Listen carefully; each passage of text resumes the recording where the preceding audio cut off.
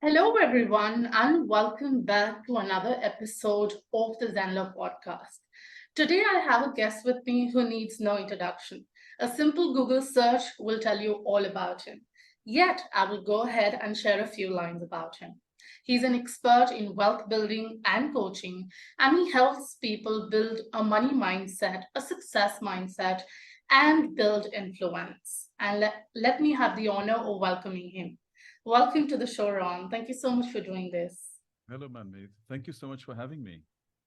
Thank you. And I think today for our community, I would begin by asking that, the education landscape is changing everywhere.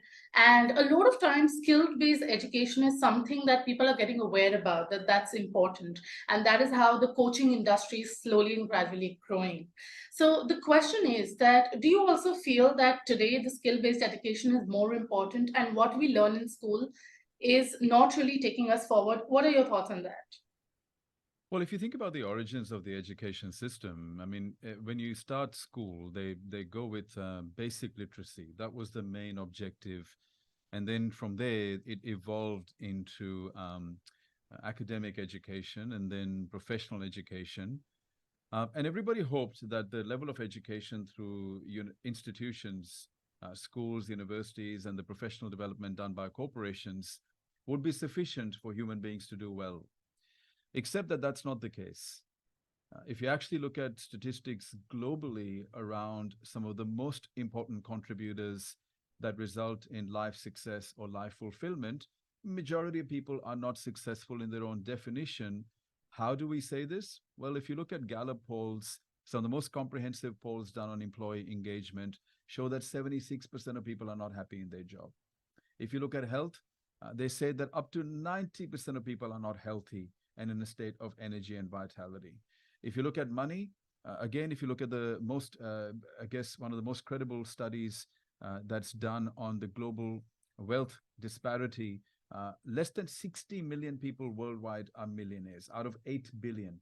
That doesn't even represent 1% of the world population, right? So any major metric that you look at, from performance to productivity to wealth creation to engagement, health, level of influence, the reality is that the majority of human beings are not satisfied, do not feel successful, do not feel fulfilled. So everybody's starting to ask the question, hey, I have done 12 years of study in this school. I've done 3, 4 years in university. On top of that, I've had 10 years of corporate experience.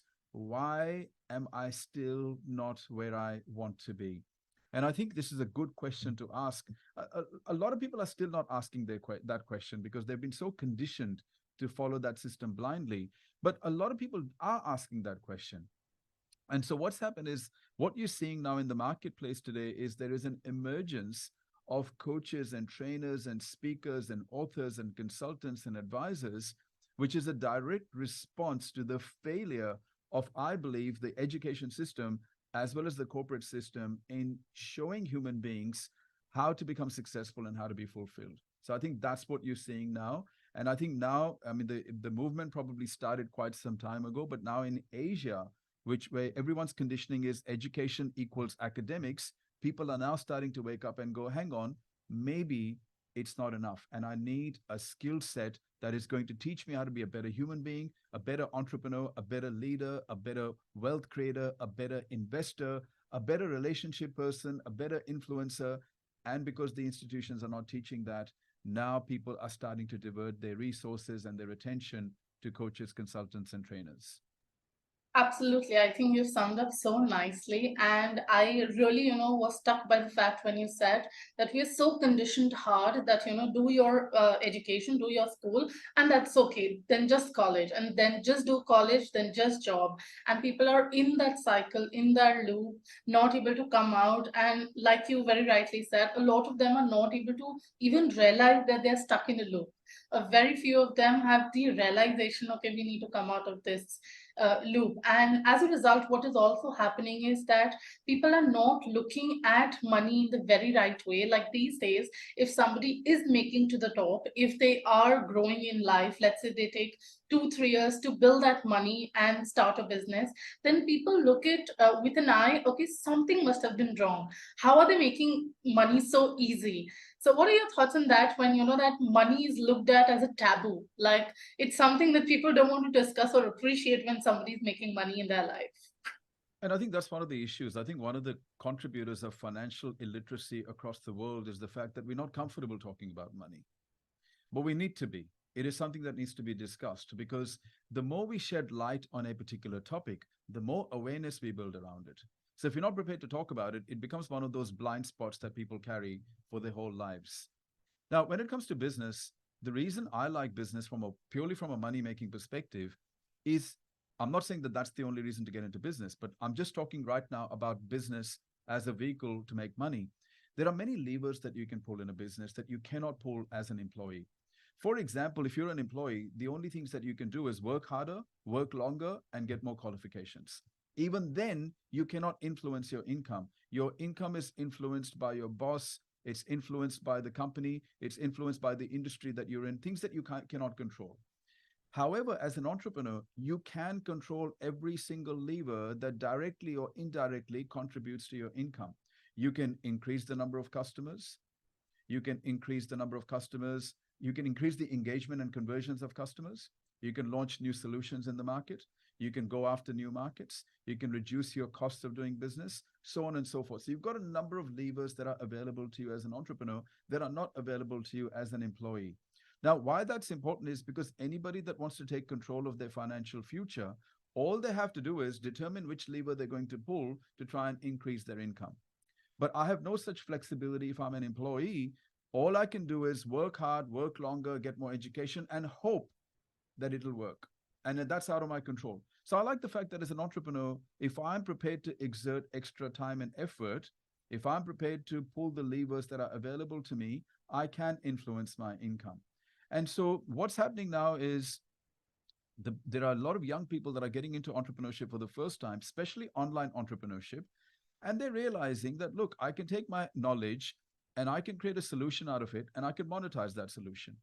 But also, they're starting to realize if they've come from an employee background, they're starting to realize that there are all these levers available that were not available to them as an employee.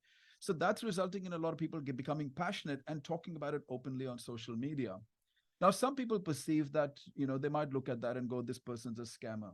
Some people might say this person's talking about money so openly, they're showing off, right? But the reality is, I mean, I look at my own self and I couldn't contain my passion because I was like, my God, our whole lives we are told to get an education, to then work hard, to climb the corporate ladder, and that doesn't even work. And here is this entire world which gives us the ability to be able to make an income whilst we're making an impact, and nobody talks about it. So the first time when you have the realization of how wonderful this opportunity is, you can't contain yourself. You want to tell everybody. And I think that's what we're seeing. A number of social media influencers, some of them are coaches and trainers and speakers. They're going out and they're talking about what is actually happening. But you can see the conditioning of the masses. A lot of people are still like, oh, if you're making so much money, you should not be talking about it. Or you must be a scammer because you're sharing your secrets. Because people just cannot conceive the possibility that you can make a lot of money doing what you love and have an impact at the same time. Because for the vast majority of our working history, that was not the normal thing to do.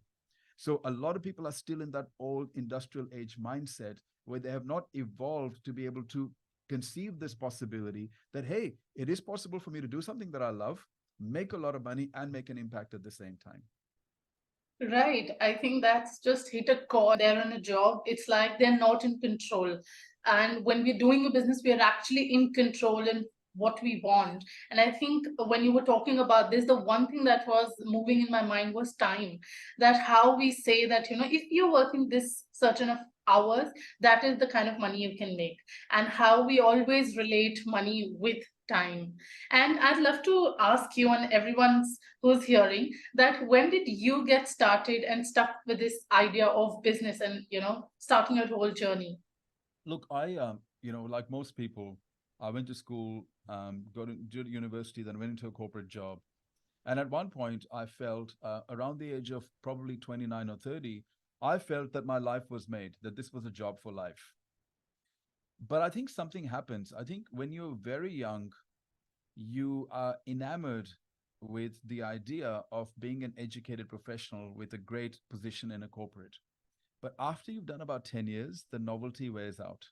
You start to realize that even though you look successful to a lot of people, you don't really have time autonomy. You don't have control over your time. Also, even if you're on a very good income, it does not automatically correlate to wealth creation. You can make a lot of money and still not have any wealth because the more income you make as an employee, the more taxes you pay, right? So I started to then think, you know what? This dream that I thought was going to be a dream is not exactly a dream. So I started my first business, which was in an area which I already had technical expertise in, which was wealth management. So my first business was in wealth management, and I ran that business for 8.5 years before I sold it. But even within a few years of being in that business, I realized that as being a professional services practitioner with my own professional services business, I realized that the online business produced more efficiency, more scalability, more profitability. So I started to think, hang on, I have expertise, I have knowledge, I have passion, and I want to make an impact on people. Maybe I need to start to consider how this online game works. So even though I was only a few years into my conventional business, I built the appetite to start to research how the online game works.